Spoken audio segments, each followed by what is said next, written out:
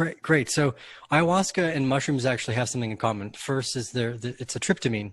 So the thing that creates the visual aspect and the what we would call hallucination to some degree, although we could argue that semantic point, is created by something known as a tryptamine. So in mushrooms, it's a 5 diproxy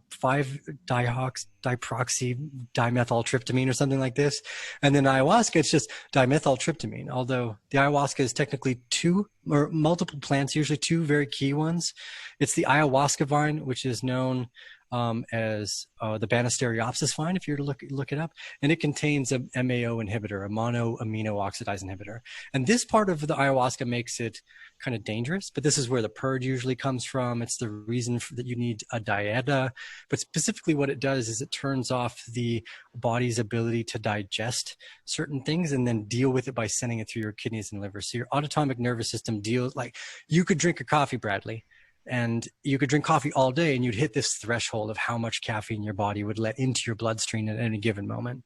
But when you take a MAO inhibitor, it removes that barrier. So things that you would normally ingest, send through your kidneys, gets you high. Chocolate, bunch of things. So when you mix the MOAI inhibitor or the Banisteriopsis or the ayahuasca vine with a charcuna root, which contains the dimethyltryptamine. Sometimes in Brazil, they'll use the Mimosa hostilis root as well, which is another plant that contains DMT.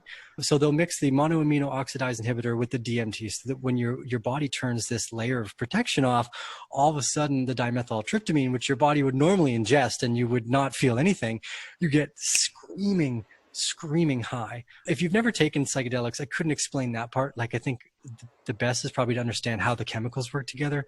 But this visionary aspect, because you can induce it, maybe not just from taking ayahuasca. If you've ever read people like Dr. Rick Strassman, there are visionary states that we could argue you get from during not just sleep, but meditation, forced states of fasting, all sorts of fun stuff where you can induce the vision. But the vision itself is the most potent part.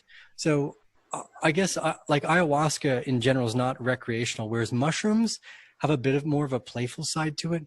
Like, I feel you could take a small dose of, like, I take small doses of psychedelic mushrooms or of this 5-hydroxy dimethyltryptamine on a frequent basis, because it helps you're like wandering around, you're looking at leaves and the ants, the sound of the ants, like 100,000 times more interesting.